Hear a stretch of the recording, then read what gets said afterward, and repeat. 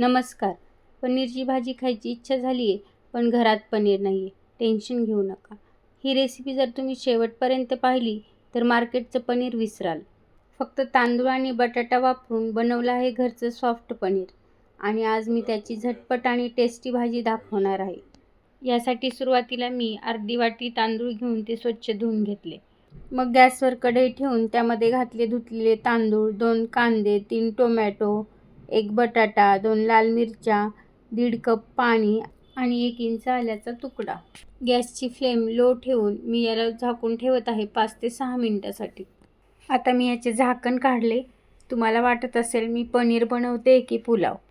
हे बघितल्यावर असं वाटतंय की पुलावच बनत आहे, पण नाही, आपण पनीरचीच भाजी बनवत आहोत. त्यासाठी व्हिडिओ शेवटपर्यंत बघा. व्हिडिओ आवडला तर लाईक करा, शेअर करा आणि स्वाद बाय वैशाली या चॅनलला सबस्क्राईब करायला विसरू नका. आता यातील मी कांदा, टोमॅटो, मिरची आणि आले काढून घेत आहे. यापासून आपल्याला भाजीची ग्रेव्ही तयार करायची आहे. आणि हे पहा, बटाटा आणि तांदूळ ही जवळपास 80% शिजले आहेत. या स्टेजला आता मी करणार आहे गॅस बंद. यातील पाणी मी चाळणीच्या साहाय्याने काढून घेत आहे. इकडे आपण ग्रेव्हीसाठी जे टोमॅटो, कांदा, आलं साईडला काढून ठेवलं होतं ते आता थंड झालं आहे. त्याला मी मिक्सरच्या भांड्यात घालून त्याची बारीक पेस्ट बनवत आहे. हे पहा, आपली पेस्ट तयार झाली आहे आणि कलर तर अप्रतिम आलेला आहे. आता गॅसवर कढई ठेवून मी बनवणार आहे भाजी.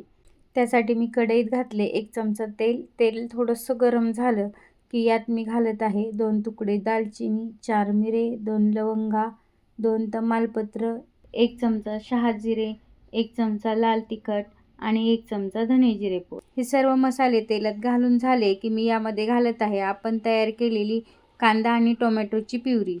आणि गॅसची फ्लेम लोच ठेवायची.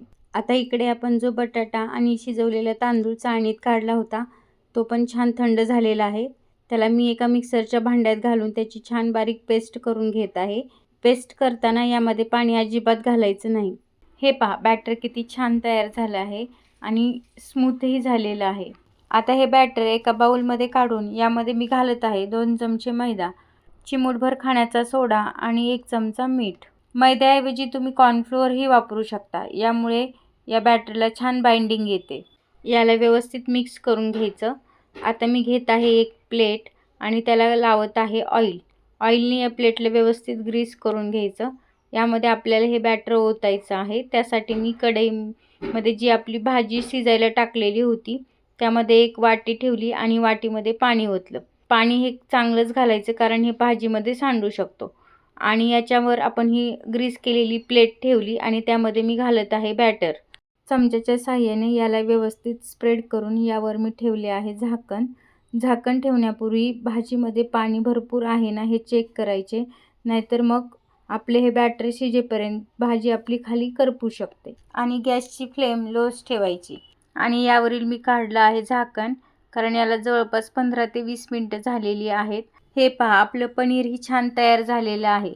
आता मी हे पनीर बाहेर काढून ठेवत आहे आणि यामध्ये जी आपण वाटी ठेवली होती तीही मी काढत आहे. आणि हे पहा, आपली भाजीची ग्रेव्ही किती छान तयार झाली आहे. यामध्ये मी घालत आहे चवीनुसार मीठ, अर्धा चमचा साखर, अर्धी वाटी दही, 1 चमचा कसुरी मेथी. याला मी करून घेत आहे व्यवस्थित मिक्स. दह्याऐवजी तुम्ही क्रीमही वापरू शकता किंवा घरातील साईही वापरू शकता. कलरही अप्रतिम आलेला आहे आणि याचा वासही छान येत आहे. हे पहा, इकडं आपलं हे पनीर थंड झालेलं आहे. अजिबात हाताला चिकटत नाही. जर तुम्हाला पनीर लूज वाटत असेल किंवा हाताला थोडंफार चिकटत असेल तर तुम्ही याला फ्रीझरमध्ये 10 मिनिटासाठी ठेवू शकता. हे व्यवस्थित छान सेट होतं.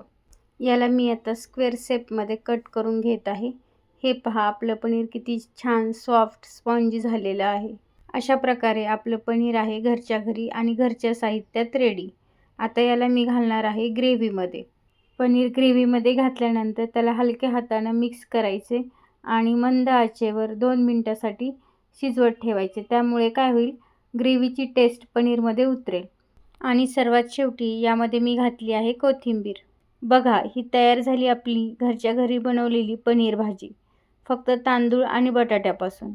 मऊ, क्रीमी आणि स्वादिष्ट. कुणी विचार केला नसता की तांदूळ बटाट्यापासून एवढा स्वादिष्ट पनीर बनेल. लंचसाठी किंवा डिनरसाठी परफेक्ट आणि पूर्णपणे घरच्या घरी बनवलेलं. तुम्हीही एकदा नक्की ट्राय करा आणि मला कमेंटमध्ये सांगा तुमची रेसिपी कशी झाली. धन्यवाद. पुन्हा भेटूया अशाच नवनवीन रेसिपीसह.